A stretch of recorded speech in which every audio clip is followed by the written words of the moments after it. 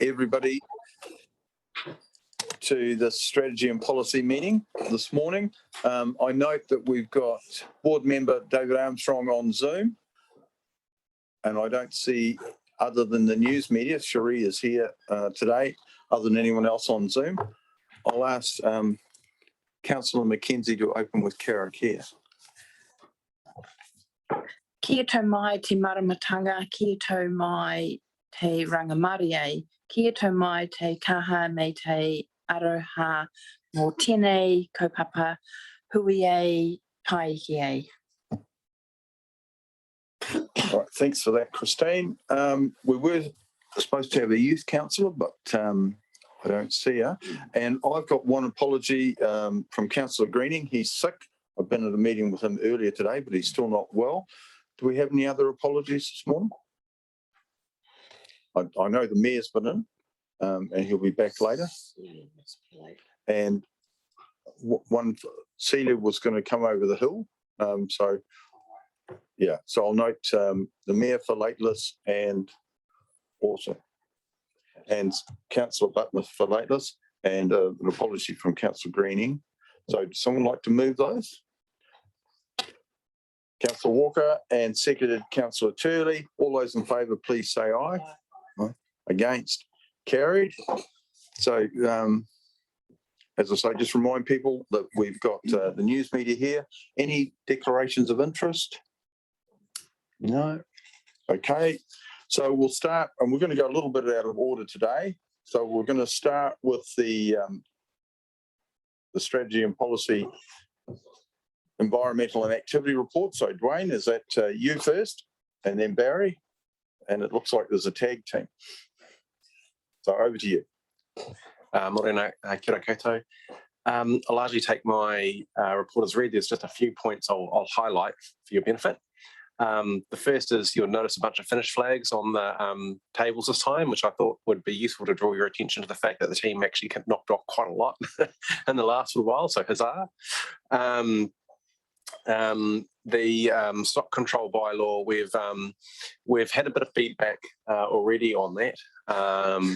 And as a consequence, we may not follow the process we outlined with getting the new council, the new triennium to hear it. We'll bring a report to the regulatory committee, probably shortening that process up. It will mean that the final decision is in September, which is not convention, but it's probably needed to just make sure that we address the issues that are being raised quickly rather than letting them just sit out there. Since this report was published, I have found out from the Department of Internal Affairs Transition Unit what is required in terms of the development of asset management plans for the new three water entities. And so the program that we had for this year and next will need to be changed, and actually quite a few, the team will need to start moving on to refining our program for the new three waters entity pretty quickly.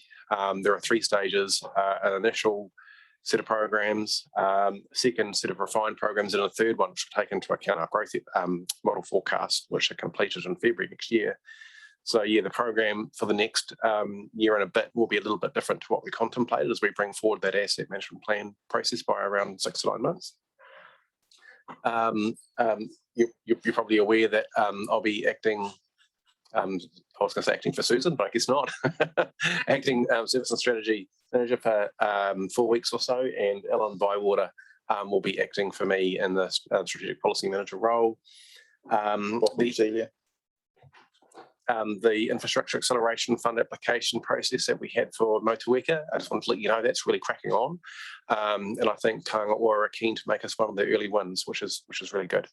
It's not a huge amount of money, it's about $1 million, I think, or something like that. And the team are just working through what the decision-making allegations are, and it's possible we might need to bring our council report to you just to approve some funding in future years for that to make sure that they feel like we've given a commitment. And the only other thing is you would have seen in the report there's a little section on our audited CO2 emissions baselines, and the team are here to answer any detailed questions you might have on that. Thank you. All right, so questions of Dwayne at this stage. So I'll start with Chris. Through you, Councillor Hill, sorry. Thank Thank you for the report. In terms of closed landfills not currently being accounted for, does that indicate they will be at some point? Through the chair, there's talk at some point that might happen, but we have no clear indication from MFE that that's going to happen in the near future. Okay, thank you. That could cause us some concern. I would thought we would have over 20 old closed landfills, somewhere in that number. Would that? Yeah, it's just. Through the chair. So it's my understanding that I think for the past 30 years worth of gas emissions, they would count, but anything older than that would not really be relevant. Like the amount of emissions is much less beyond 30 years. So Eves Valley is the main one that's of interest to us in that regard. Councillor McKenzie, and then we'll go back. Well, you've got a follow up. Oh, Mr. Through you, Chair, I'm happy to do the follow-up. Mine's on a different topic. Councillor Hill. Thank you. So an old landfill that's closed, sealed, got a cap that's emitting, sneaking out somehow. And did I hear that you said anything older than 30 years, if this should come in, wouldn't be included? I think it's more the science of it, that there's less emissions coming out. You know, they're more negligible just because they've had 30 years to release them. So there's less available. But with Eves Valley only closing in 2017, there's still a lot. And that's where we've recently put the flares in to capture that and convert it to CO2. Yeah. Thank you. Councillor McKenzie. Thank you. So so two things I just want a wee bit more information on.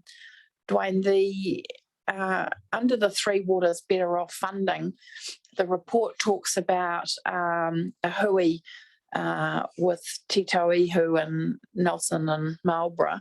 So I haven't heard any information come back out to us about that hui, and we have got another workshop coming up later this month. But what was the output from the hui? Yeah, through the chair. So yeah, that workshop is to give you the feedback from the hui, as well as then refine further our proposals. It's a bit of a iterative process going back and forwards. But essentially, you know, they did support environmental and housing type initiatives, and they were keen to explore other initiatives to build capability and capacity within the iwi to engage with council and contribute to decision-making processes. That's the very high level feedback I would provide. There are also a couple other specific initiatives that were talked about, but I probably would prefer to talk about those in a workshop because they're slightly sensitive.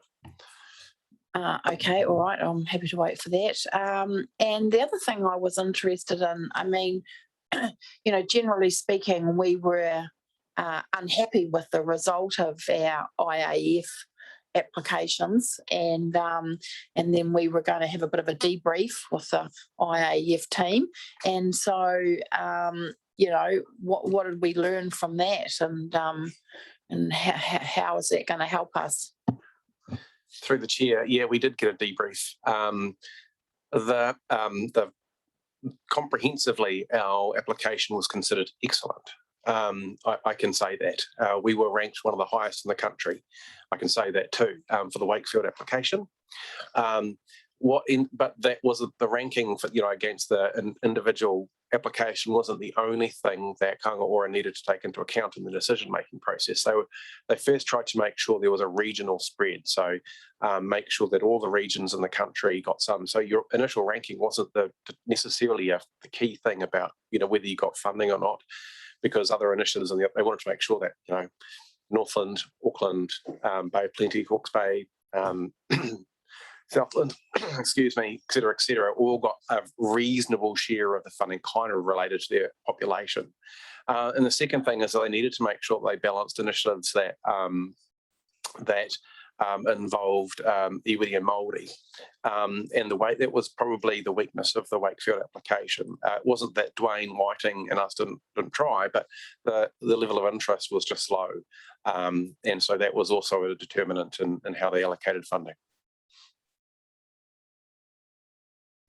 Okay, interesting. I'll just absorb that. Thank you. Councillor Dowler. Yeah, sorry, I just got to ask a question about the greenhouse emissions because I'm starting to get more and more confused with everything that's coming across different tables. It says in here that we've got to calculate the amount of electricity that's purchased. So obviously the electricity that we purchase isn't green electricity, as they say in the situation of the real world. So that means all electric vehicles that sit at home at night and get charged up off the power grid are not exactly emission free because they're consuming power that's purchased. Just a clarification.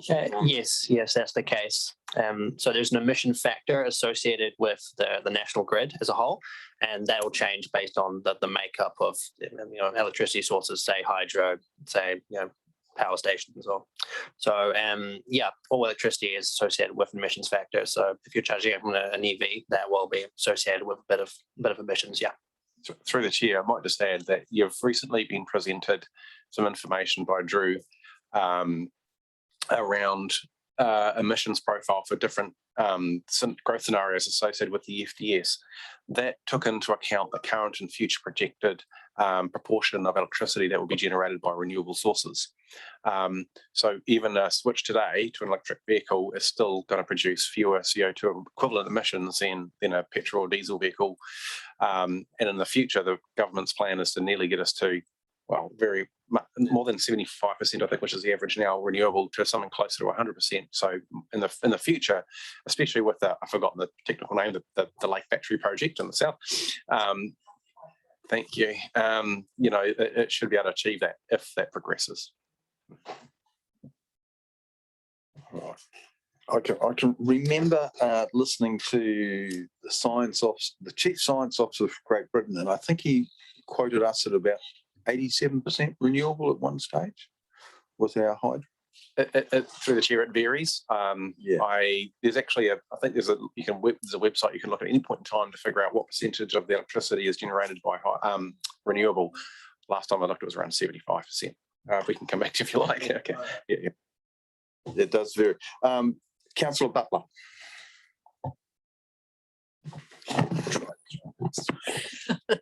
Thanks, Stu. Through the chair, thank you.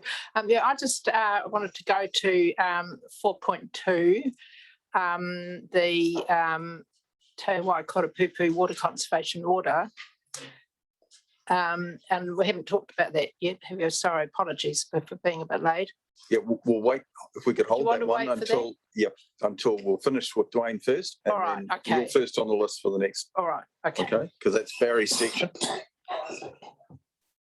We're dividing it in two, as we normally do. So, Councillor Ogilvie. All right, thanks, Mr. Chair. I lost it now.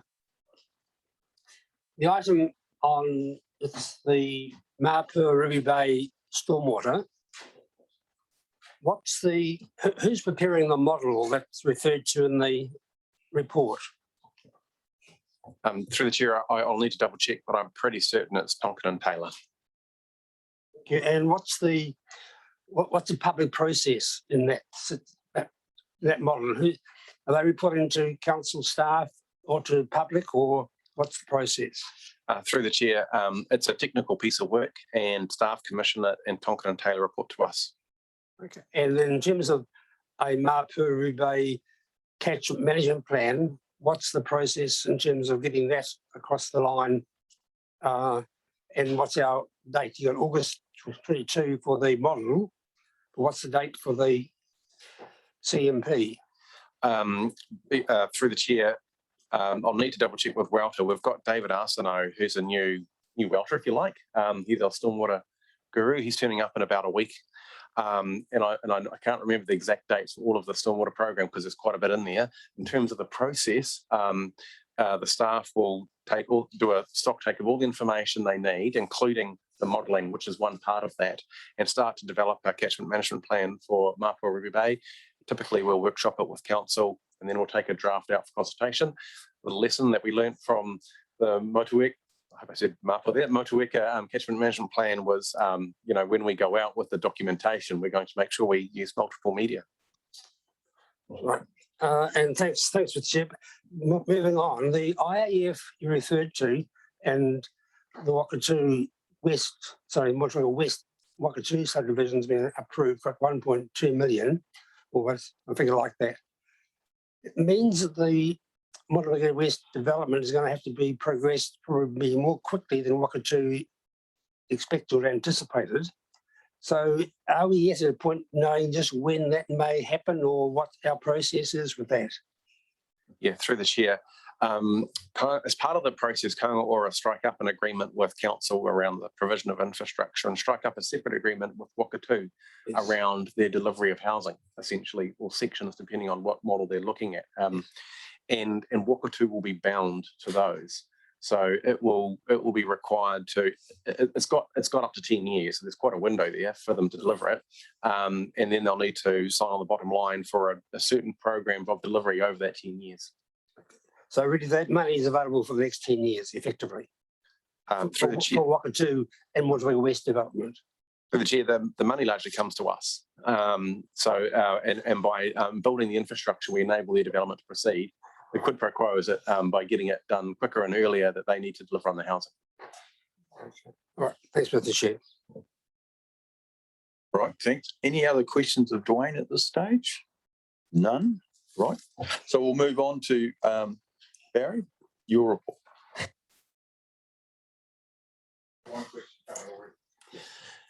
Marina Koto, Chair and Councillors. Look, I'll take the report as read. Just a couple of things to note. You'll see that we've got a couple of consultations on national policy statements. So they're kind of their exposure drafts. So the consultations just around the workability of draft legislation rather than an ability to influence the policy. So there's some changes around freshwater and how the national policy statement and the regulations address wetlands. Still a bit problematic, those ones, and we probably think they don't go far enough, and draft submissions been circulated to councillors. You'll also see that the same, we've got an exposure draft of the national policy statement for Indigenous biodiversity, and that again, you'll get some further briefing and a draft submission coming your way, and there are some big implications for council, and particularly in relation to its work it's done on with landowners through the voluntary SNA program. So we'll get you a draft on that, but just an indication, there seems to be a lot of stuff coming out of government at the moment. We've got these two instruments which are going to be gazetted very soon. There's also the NPS for highly productive land, which we're expecting very soon as well. And of course, on top of that, indications are we're likely to see new legislation, the bills of new legislation around September, October. So I'll take the report as read, but happy to take questions. You'll see there's quite a lot of things going on at the moment. Yeah, there certainly is. So Celia, Councillor Butler, and then I've got Deputy Mayor Bryant and Councillor Hill. Thank you, through the chair. Yeah, just in relation to the water conservation order, you know, things have been up till quite recently, they've been pretty much behind closed doors.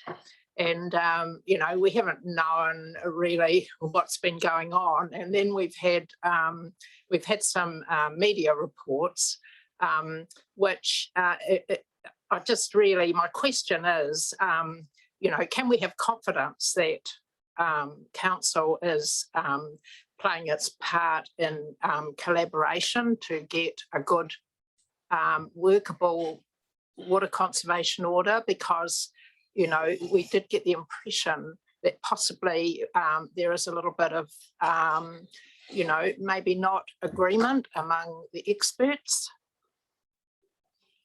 Just in relation to this idea that nitrogen may be coming from karst formations, which is raising questions, I think, in some quarters. Yeah. Yeah, through the chair. Certainly the council's has 5 expert witnesses which have been providing information through the inquiry process. And they are expert witnesses, so they're independent. We can't influence the advice that they give the court. It has been very iterative. On one hand, the court has said they want very simple information about a very highly complex system. So it's a little bit difficult to provide simple answers to very complex questions. And the point you raised about new information, some of the information brought by the court is cutting edge. It's unique. The court was a bit unhappy with information introduced last week, but that was analysis that had been done that morning in response to a question the court raised. So what it's highlighting, though, is previously the assumption is all the nitrate in the valley had come from the valley floor, which is about 3% of the catchment. What this new analysis is showing is actually putting some boundaries or some quantification on how much nitrate might be coming from the other 97% of the catchment. Now, previously, there'd been no information. So the new information is starting to put some boundaries on actually how much nitrate might be coming from the different parts of the catchment and sort of how much is that in total amounts. So that's the debate that's going on that you're hearing at the moment. There is a little bit of uncomfortableness about the fact that this is new information. And so after the hearing last week, the experts have been sent away to do some more caucusing and to answer another long list of questions from the court. So there will be further iterations. We're probably looking like about October before we get any real resolution from the court. Okay, thanks very much for that, Barry. And the third week of hearings, Barry, starts on the 1st of August. So my report is well out of date now that I wrote that when I was away. We've had second week and there's a third week program, isn't there, already? Yes, that's correct. Right. So they are making progress, but it's not slow, or it is slow. Councillor Hill. Thank you. And my understanding is that from the business about nitrates coming out of the cast is to do with beech forest or organic matter getting into the system and it being generated that way, and that there's that unknown quantities to unknown quite how that works. I did hear from somebody about cavers going down into systems that haven't been dived for a long time through sumps, to get down the 10th sump or something, and there's a whole bunch of pine needles down there. So in terms of this as being emerging understanding or knowledge, I know that in the past, in terms of this process, people have talked about, oh, maybe it's coming out of the cast, and I could never really get my head around, well, why is it rising now in terms of nitrates at the springs if it's a natural process? Because that's been there forever, well, a long time. But is it right that that's being related to rainfall events? Yeah, through the chair. So that's another new piece of information, that new piece of analysis that is suggesting that there's a link between the Southern Oscillation Index and rainfall and nitrate levels, which is linking to climate change. So there's long-term cycles, but climate change, there's a suggestion or an indication that climate change is increasing the amount of nitrate that's entering the system through rainfall. So the nitrogen in the air dissolves in the rain, and that lands on the ground. So a warming of the atmosphere seems to be creating, higher levels of nitrogen going in. Plus, what we're talking about here is the organic matter is getting into the cast and then it's nitrified. So it's going from nitrogen to nitrate, and that's the stuff that dissolves out. So that's never been looked at before as well in the terms of aquifer systems. So there's a whole lot of new, quite novel lines of inquiry that we're kind of heading down through the inquiry process. So hopefully that answers your question. Yeah, thank you. Just I have zoomed in on some of the hearing just when we've not been in meetings, and I'd just like to say that although it's been a pretty expensive process all round for a lot of parties, the level of collaboration among applicants, farmers in the valley, and the way that people are coming together, I think is really heartening, and it's been one of the outcomes, I think, about the process. I did just have a question about FDS, if I may. In terms of the makeup of the deliberations panel, we agreed, and Nelson City did, that there would be 3 members on that panel from TDC, 3 from Nelson and 3 Mana Whenua iwi or iwi representatives. And there's one one iwi representative on the panel. How is it that we've ended up in that position? Through the chair, I understand the invitation was provided to iwi, and I think there was one from memory. There was no nominations provided or no nominations received from iwi. So the invitation was provided to all 8 iwi, and that was suggesting up to 3 iwi representatives on the hearings panel, but no nominations were received via iwi. Do we have any understanding of the process by which those invitations were made, and any, you know, a bit more of the how come? Sorry, Susan might be able to help me here. I'm not sure exactly. It may have been a letter from the mayor or the chair of the subcommittee. Can you recall, Susan? It was very limited time, as I understand it. Timeframes might have been a contributing factor. Through you, Mr. Chair, I understand, the normal process is that the mayor does write to all of the iwi and ask for nominations, and then we look at those nominations and appoint people. Usually we don't get a lot of nominations, so we appoint all of those who actually are put forward. Yeah, so that's the normal process, and I expect that's the process we went through with this one. I can't remember exactly off the top of my head, but I think that's likely. Thank you. Is it possible that Nelson City said that they would take care of the process and that they added it onto a list of quite a few other appointments that they were seeking to make for mana whenua iwi for their own committees and things, and this was tagged on as an extra? And I imagine there was a sense of overwhelming, there's a whole lot of positions to fill for a whole lot of different processes. So I'm concerned that it's more than, in terms of the process, more than invitation went out from our mayor, no responses. I think something else has happened there. And I'd like to think that we don't do that in the future, that because if you lump it's a bit like us getting a whole pile of stuff coming at us all at once, eh? So I think if we're looking for appointment, this was an important decision, I think, that we went for 3 iwi mana whenua reps, and to have it not fulfilled was disappointing. And I think there's something in the process around that. I know there are capacity issues, but I just want to raise my concern about that. And I'd like us to make sure that as our council, if we're in a joint process with Nelson City, that we hand over responsibility for that we're happy with the way that that's being undertaken. Thank you. I'm sure that's been taken on board. Thank you. And just to cover off the item that Councillor Hills just raised, there was discussion between the mayors of both and deputies around the whole appointment process. So it wasn't just done by Nelson City. Yeah. So yeah, we tried hard. So I have a couple of questions, Mr. Chair, if I can, for you. Just on page 21 on diligent at 4.7, Barry, we talk about a draft plan change for Murchison, St Arded, Wakeford and Brightwood.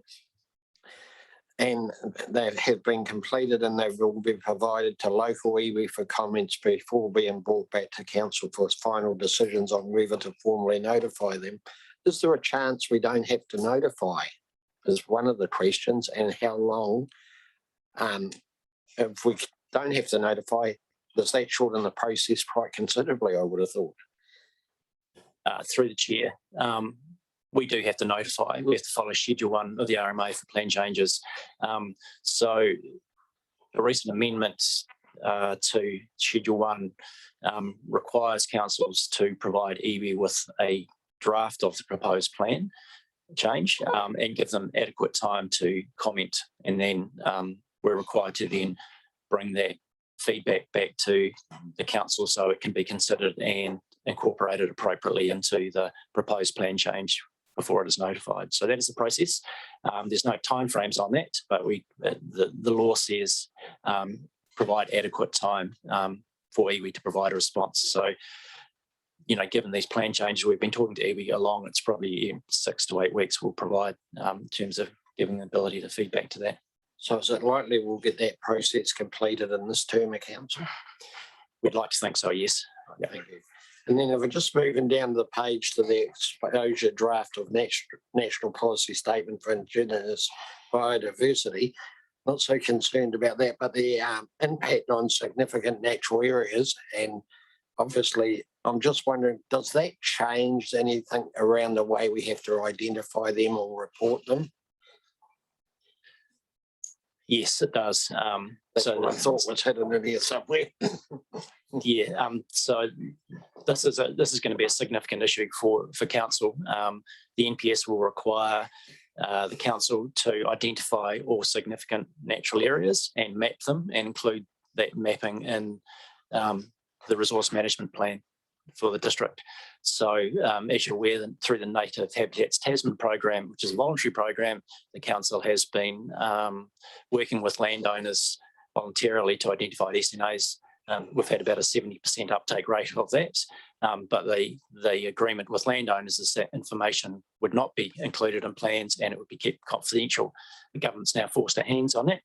So we'll have to go back to all landowners and start that very difficult conversation around how we take this forward. And going forward, that will be very difficult with those landowners that haven't had theirs identified yet as well, I would suspect. Now that's going to be publicly available information. Yes, through the chair, that's right. It's going to be a difficult conversation, definitely. The only thing I can see in their favour is we've got to 2027. It's going to be a long, difficult conversation. We'll need a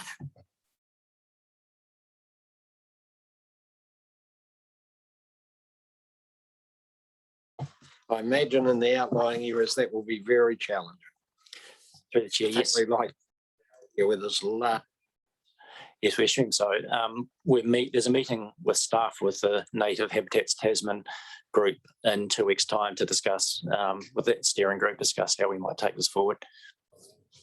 Your feedback from that meeting. Thank you. Right, thank you. Councillor Dowler. Okay, on the same page that Stewie was just on, because I've lost it on my screen, it talks about the plan change in Motueka being delayed. I presume that's the whole Motueka West plan change. Yeah, that'll be the first question, if that's okay. Through the chair, yes, it is. Yeah. Okay. So part of that plan change was quite a strip of industrial land, light industrial and heavy industrial land, which is on the western side, adjacent to Queen Victoria Street, opposite the Motueka Airport. Most of that land is clear. It's been cleared from the crops and everything. There is infrastructure nearby. There's wastewater down each end. They can pull water out of the ground, and the consent was given for the back house there to deal with their own stormwater until the town stormwater was made available to that site. I'm concerned because the FDS hasn't shown up any new industrial land for Motueka. And to be quite honest, I think I purchased the last greenfield section in Motueka back in the year 2000. And there are a lot of businesses around, I think, that would be happy to set up bigger businesses. There's nowhere for them to go. So I'm just worried that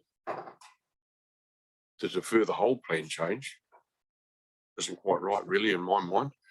I think we should be talking with the land developer to see if that industrial land could make it. They certainly made it available for themselves because they shares in the back house. And yeah, just to take it forward, that's just a concern I've got when I read that the whole thing might be deferred for something. I'd just like to see industrial land made available if it can be, if there's interest. Just through the chair. So the plan change we're talking about for Motueka doesn't cover the industrial land. It just applies to the residentially zoned land. So what we're looking at is changing the rules to enable higher densities, higher residential densities.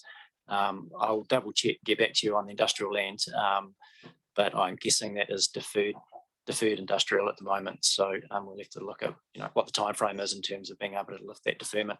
And just that's a challenge we have for the whole district, is finding enough business land and industrial land. And that was one of the challenges with the FDS. Where can we actually find that land in the right places as well? Councillor Walker. Yeah, thank you, through you, Mr. Chair. So Councillor Bryant's already covered some of the things that I wanted to raise, but it is that page 22, 4.14, and how we had 70% voluntary go into that conversation with us around the SNAs. And I guess we haven't moved the goalposts, but central government have. And what was a voluntary program and done by 70% of our community under a confidential agreement has been moved. And I know that Councillor Bryant has said that, you know, it's going to be really important on how we send that message out and how we move forward. And I hear that you're having a meeting. I just think it's really important that we remain transparent with our communities. And if we know that now, we might have till 2027 to do something. But, you know, we've got 70% of our community engaged already with us. So I think it's really important that the messaging goes out from today onwards, because anyone can read our agenda from today. And I just feel really uncomfortable that 70% have done it under their goodwill, under a structure that we've now just, pulled apart. Well, we haven't, but we're the ones that have to deliver that message, don't we? We're the ones that have to carry out that. So I just wanted to put that out there. And I guess my question is, you're having a meeting in a couple of weeks. And what does that look like beyond that? How do we as a council approach this monster? Because that's what it's becoming in the world of some of my contingents in Motueka. And the other thing that I wanted to emphasise is, Anna, so you could come back to answer that question maybe first. Through the chair, yes, I anticipate that once we've met with the Native Habitats Tasman Steering Group, we'll form an idea about what our timeframes look like, what our communication strategy needs to be. So surprisingly, with the release of this exposure draft, there hasn't been a lot of media coverage. I was anticipating there would have been a lot more kickback from the primary sector. Certainly the first time around there was significant kickback, and the council and staffing councillors bore the brunt of that in some parts of the district. So yeah, we need to be very clear, understand that in terms of transparency. So our next step is, what is our time frame and what does our communication strategy look like, so we can start that conversation with our communities. Thank you. And if I may, through you, Mr. Chair, just to endorse where Councillor Dowell is coming from, I think it's really important to future-proof Motueka. And if we can't put it there somewhere that we need to grow, not just our residential housing, but our industry. Like we're talking about reducing carbon footprint, we're talking about our sustainability, and we're talking about growth. But if you're only opening up accommodation and no work, then I don't see that we're addressing the bigger challenges that we as a community face. So that light industrial, heavy industrial needs to be a conversation that continues to happen. Thank you. So Barry will feed back to the Motueka councillors in relation to that deferment, I'm sure. Councillor Ogilvie. Thanks, Mr. Chair. My voice is not good this morning. I'm sorry.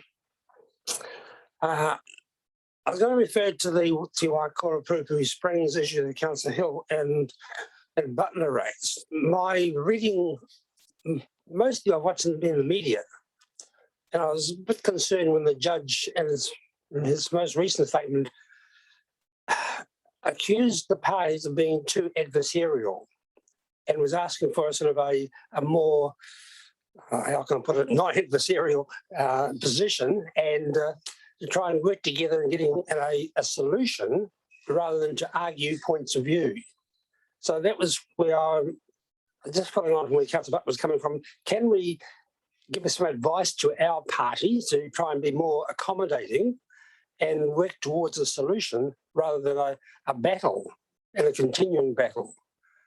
So that was my first comment, and my role in this has been very minor, but I just picked up on the comments that the judge made before he adjourned the meeting for the August the 1st re-adjournment.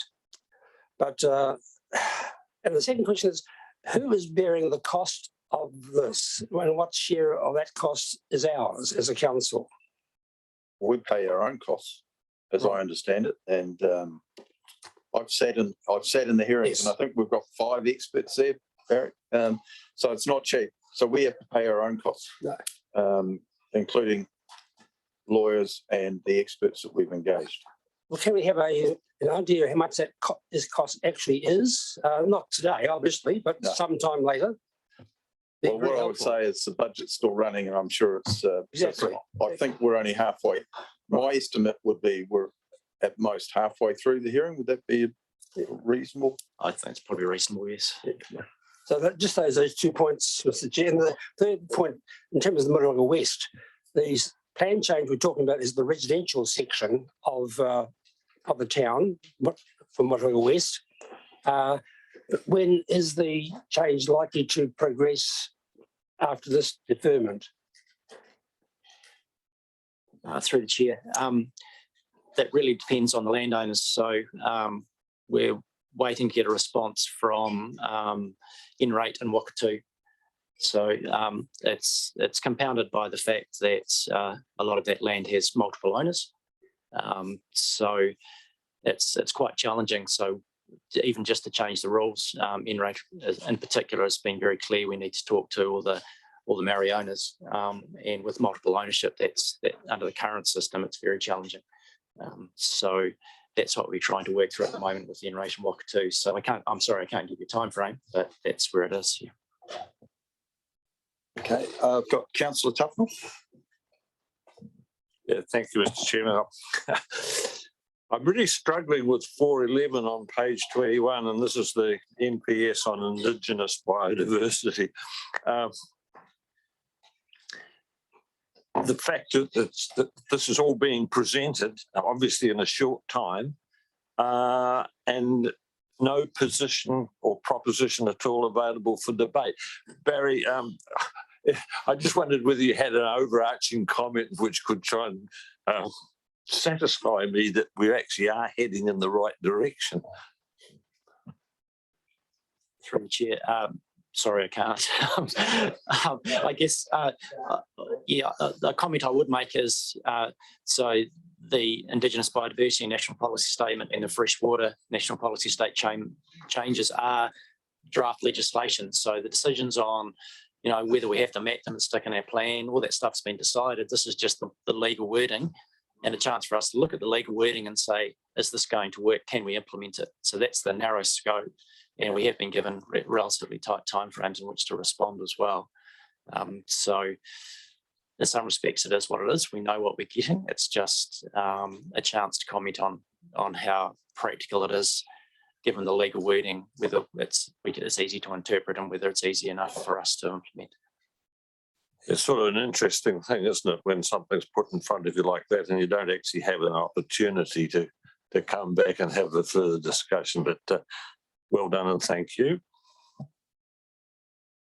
Right. No more questions. Any more questions of Barry at this time?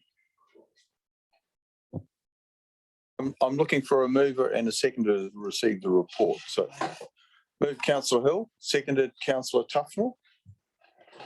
All those in favour, please say aye. Aye. Against? Carried. What we might just do, I'm trying to look at the agenda. I'll do the action sheet because we were having morning tea a bit earlier. So why don't we just do the action sheet now? So looks like everything in there is completed. So could I have a mover and a seconder that we receive that? Move Councillor Dowler, seconded Deputy Mayor Bryan. Oh, I saw you nod your head. So, I better not. I've got a mover and a seconder. All those in favour, please say aye. Against? Carried. Right, now what I'm going to do is we'll go to my report. Yep. So now my chair's report was, I did this while I was away, and Tara helped me. And I just want to say, look, in terms of the Korawai Tupu Springs, it's moved on. They had the second week. I sat in briefly on the Friday afternoon when it was just closing. And there was an awful lot of work. And the science isn't exact. So we just need to remember that. And I just want to say some things for Susan, because this is her last proper meeting for us today. And look, Susan started at council in 2008. And I've got some flowers for her to give her at the end of this. And I think I was elected onto council about 18 months later. And she had all sorts of responsibilities, and she was working as a tier 3 manager to start with, I think. Tier 2. Tier 2. Then there was some, the community services manager took some leave. He was quite ill, and he's still with us and is much better. So Susan took on that role in 2012, in addition to her strategic manager's role. And that manager retired in 2013, and there was a reorganisation, and she became the community development department manager. She was successful in getting the role. Her responsibilities included reserves, facilities, communications, community partnerships, customer services, libraries, and strategic policy. And I had a lot to do with her on the Saxton committee. And then during last year's restructure, she was appointed to the group manager services and strategy, and her responsibilities changed. So she lost some of those nice fuzzy jobs and ended up with some of the hard ones still. And some of her key achievements that I think, when you look about it, is the Motueka Library. And I think that's been a fantastic asset for the district. The Saxton Velodrome, that was very challenging because 1, it ran over budget. 2, we had problems with flooding underneath, and it was quite difficult. And one of the key things was moving those blinking power lines that went over the top, which was going to be tremendously expensive.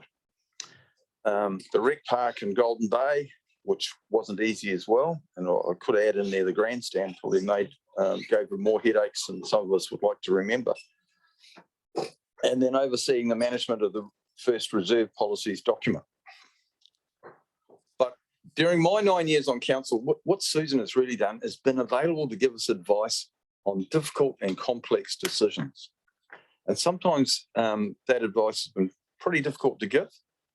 And we haven't necessarily always wanted to hear it, to be honest. And her knowledge of the Local Government Act and the precedents in this area have been really invaluable, because I don't think there's been anyone in council that's had that knowledge. She's always given that advice in a very professional manner and in difficult circumstances at times. And I personally valued that advice and the manner in which it was given. It's never easy. So Susan, we wish you all the best in your retirement and your travels. And you're going to some places where I've just been, actually, because I know you're going to Whistler, and I managed to drive through there a few weeks ago, and it's a beautiful spot. I'm only too aware of some of the long hours you've worked when we've had some deadlines too, and you basically slept at your desk, or how you did it, I don't know. I'm sure it can't have been that good for you. But I'd just like to really thank you for all you've done for the district and for your service and your dedication. And we've got a few flowers, and we're going to go and have a fancy morning tea shortly. Thank you. But I wanted to do this publicly in front of Zoom, if anyone was on Zoom, rather than in the council chamber. Thank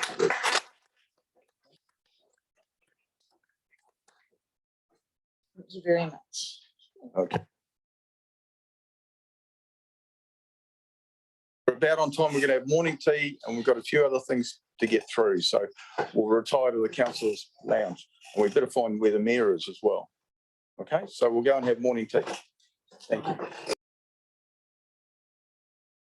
Right, so I understand there was one question from Councillor Bryant. No, there was a couple of comments, if I may, Mr. Chairman. I'm happy to move your report. So just again, like to acknowledge Susan's huge contribution to this council in the time she's been here.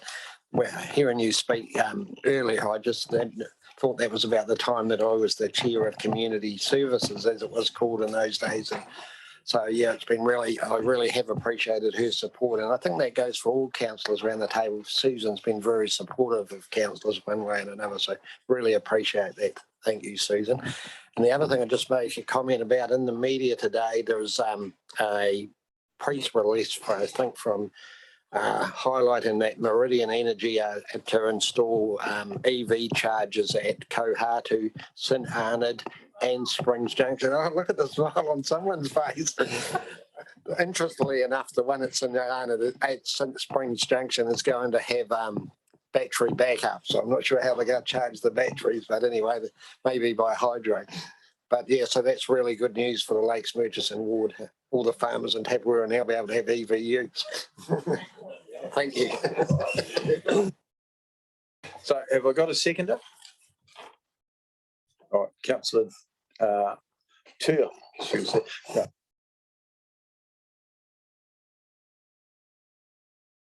All those in favour, please say aye. Against, carried. So now we've got a presentation for from Mission Zero Initiative, and it's Katrina and Jody. So can you hear us? And we'll pass over to you. So you just have to make sure you're not on mute. And I'm sure you're not, because I heard you before. Oh, that's good. And you can hear me okay now? Yes, that's fine. Good, that's great. I'll get into it. I understand we've got a 10-minute slot for presentation and then 5 minutes for questions. So that's what I'm intending to do, unless someone interrupts me right now.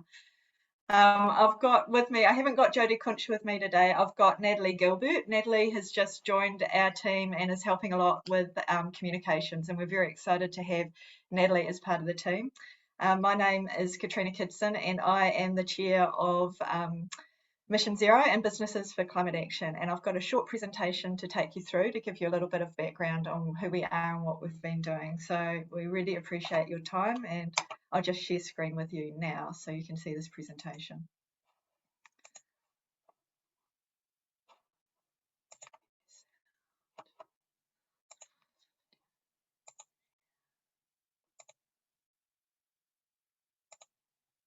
Great.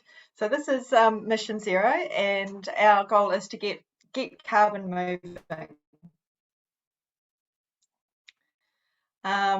When we talk to the business community, we hear quite clearly that carbon's niggly and they know it's there, and there's also a clear desire within the business community now that so Mission Zero, which is what we're talking to you about today, is an initiative of Businesses for Climate Action, and Businesses for Climate Action is a charitable trust set up in Te Ta'ihu. We first established in 2019, and that came out of the Te Ta'ihu Intergenerational Study, where a number of participants came together, including Johnny O'Donnell, the Chia Sisters, and myself, saying, let's just get on and do some things. Katrina, we're having problems with the Zoom. We might be better if because we've got your presentation on our Diligent. So we've got your presentation. It might be better that you just talk to us, because I think that might be causing part of the problem. Okay. So try that. That sounds fine. I will just slip to the presentation so I can remember what I wanted to talk you through. Fine. But we want to hear the message, and if the Zoom's no good, it's no good. Yeah. So you'll see in the presentation we've got there is that we love impact. So last year we won a Sustainable Business Network Award, and this award is around communicating for impact. And the judges said that overall the Businesses for Climate Action campaign was a model that other regions could be used across Aotearoa, and that they really appreciated the collaboration with this businesses is what we were up to. It's clear that locals are willing. So the NRDA and the Chamber of Commerce have done some studies on asking people about have they measured their business, their carbon footprint. And you'll see from that the stats in the presentation that 17% of the businesses are currently measuring their footprint, and 42% of the businesses are intending to measure in the next year. So that was a survey that was done in February this year. So that's about 60% of the businesses that replied to that survey are interested in understanding and taking action. We've got a great launch video, so it's a bit shame that I don't get an opportunity to share it with you. It really shows the humour and the approach that we're looking to take with this. And so perhaps I might share that by email with you, so you can get a bit of a sense of a couple of things from that. One is both the professionalism of where we're at and what we're up to. And then the second part of that is the humour and the approach of trying to engage with businesses and how we're engaging with businesses. Really just wanting to encourage businesses to take a step. So what are we doing and what are the things that we're up to? The first is around carbon coaching. So we've got some digital sessions, some online sessions, webinars and workshops, and also in Nelson and Mahitahi CoLab, we've had carbon and coffee, where people can just drop in, have a coffee and ask their carbon questions. That's often a really good one for people that don't even know what question to Google or where to start. Mission insights. So we have got, the slide that we've got on this one shows Doug Paulin being interviewed from Sea Lords. So there's some high caliber Nelson business people that we're interviewing to hear their climate journey. And, you know, there's little gems that come out of these things, like talking to Doug Paulin from Sea Lords. His comment in it when we asked him about starting was he wished he'd started earlier. And so it's really encouraging businesses to do that. We've got the Climate Leaders Program. So there's a huge amount of talent in Nelson. And so the Climate Leaders Program, what we're doing is we've got 10 people together for a year, and we're giving them some high-level coaching, some beautiful business coaching from some incredible leaders that we have in the business community. And so we're improving their leadership skills and their ability to influence our region. And the second part is that those people bring to the Climate Leaders Program a project that's going to implement, that the implementation will help us as a region. So some of those things that are coming forward, and that include things like we have a lawyer as part of the group. So how do we get our lawyers community? We also have an accountant. So two separate projects there looking at both of those professional advisory groups and how do they be more confident and better able to give good advice to our business community in this space. We've also got someone there who is doing pet food from food waste. So how do we use our waste better and turn that into business opportunities? So that's the Climate Leaders Program. We had a presentation just a few weeks ago with the 10 projects being presented to the business community. And then we've got really good partner initiatives as well. So Chapter Zero is part of the Institute of Directors, and we have got a workshop, a lunch coming up with them at the end of July, looking at the external board reporting and what businesses and boards need to be aware of as far as climate action goes. We were at the Spire conference last week, so if any of you were there, you would have heard us there. And also part of the Climate Action Week, we were involved in helping organise the EV Expo that was out at Saxon Field. So some of you may have attended that as well. So that's, we really feel like there's lots of good support from our partners. The Chamber of Commerce has been amazing with their support as well, and also totally linked in with the Climate Forum as well.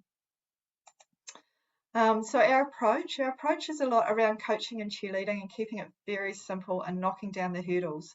We're hearing that it's the coaching and cheering is a little bit like when we know that we need to get healthier or get to the gym, that people are looking at just a little bit of enthusiasm and support. Keeping it simple, help me understand what's achievable and viable for our business. You know, we're not asking businesses to do things that will suddenly take them out of being commercially viable. It is about finding things that can work right now and knocking down the hurdles. So there's the hurdles, all the standard hurdles of lack of time, money, and expertise. So how do we help people navigate if they've got a question, get them to the solution a lot more quickly and in a way that's affordable and works for them. Our approach is to bring it together for us to be working as a region. We're definitely seeing a lot more cooperation even between competitors in this space, And I think it's something for us to be a resilient business community as we go through some of the changes that will happen from climate change, is for us to have a strong networks. We're not into judging where people are, you know, wherever you are on the journey, we'll meet you where you are. And the intention is just to get everyone to be taking another step, no matter if you think you've, you know, we have all sorts of different businesses in all sorts of different situations, and being real as well, is using humor and keeping it light as well. So the intention is to help businesses get the carbon out of their not right now basket and into taking a step. So that is a quick summary of businesses for climate action and Mission Zero and what we're up to. Just to let you know a little bit about our funding. We have got funding from Nelson City Council, which obviously restricts us to being active in the Nelson City area. They have given us, in their last long-term plan, we got 65,000 last year and this year, and 45 next. We've also had funding to do specific industry-specific webinars and things. So we've got about 30,000 coming through now to help with food and fibre, and doing some work with the oceans economy. So helping with tools and skills and stories that are specific to those sectors. And a little bit of philanthropic funding that has come through as well. There's lots that we could be doing, and we would be really keen to be doing more in Tasman. We know, and so it's really to see how we work with the Tasman District Council and what else might be possible in your area. We've also been approaching Marlborough District Council as well, and have got really good support from the Chamber of Commerce over there in Marlborough. So that's my 10-minute introduction. Thank you very much. And Natalie and I would welcome any questions that you've got. Well, thank you, Trina and Natalie. I've got one person's put their hand up so far. So Councillor McKenzie, you've got a question? Yes, thank you very much, Katrina and Natalie. I've seen your video twice now, and it is quite cool. So well done on that. I guess my question was going to be, so we're sitting here as elected representatives in our community. What is it that you know, what could we be doing in our role to assist you? Now, you know, at the very end there, we've heard about the funding from Nelson City Council. So I suppose that's one thing, you know, appropriate us some money. But aside from that, is there anything else that we could be doing in our roles to help?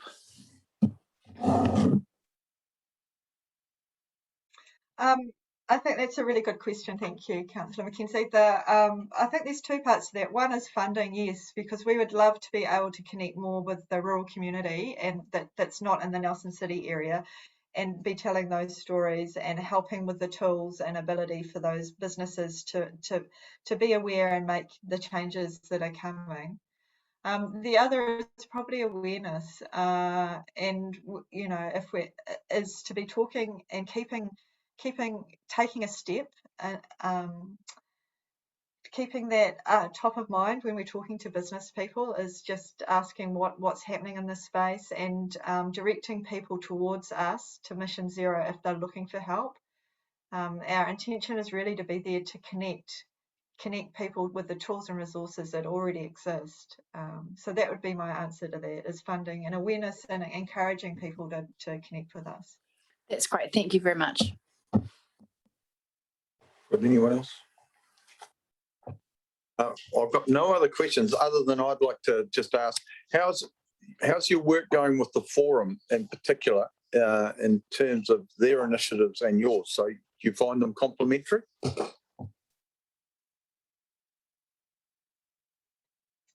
Totally complementary, and I think it's interesting. When the forum was first set up, we, Ali Boswick, the chair of the Chamber of Commerce, and I, and the first forum day, we facilitated the business breakout, the business workshop in that space. So we've been connected with the forum for a long time, and definitely with the Climate Action Week that they had, which was the first week in June, I think, we were connected with that. And one of our trustees, Bruce Gilkerson, is connected with both. So yes, we see ourselves with the forum as not competing, and perhaps an easier group for business people to connect with. I note that the forum often has had meetings on a Saturday or outside of business hours where we are trying to connect with business as though this is business as usual, not something you should be tacking onto your do it when you've got time to. Yeah. Okay, so we've got no other questions. So I dare say we will see a funding application at some stage when we do our long-term plan again. Yes. And that's about 18 months out, I think, but you'd have to prepare it well before that. So thank you very much for your presentation and for the work that you're doing in our communities. Okay. All right, and I trust you have a good day. Thank you very much for your support. It was really lovely.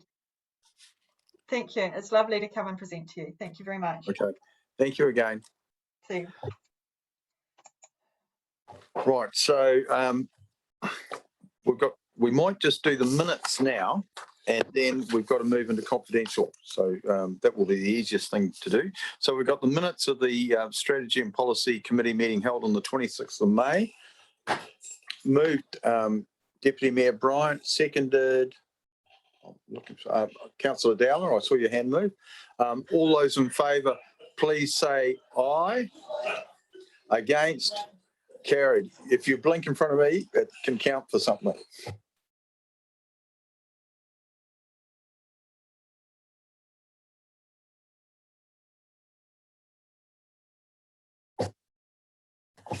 Proceedings of the meeting, general subject matter to be considered while the public is excluded, the reason for passing this resolution in relation to each matter.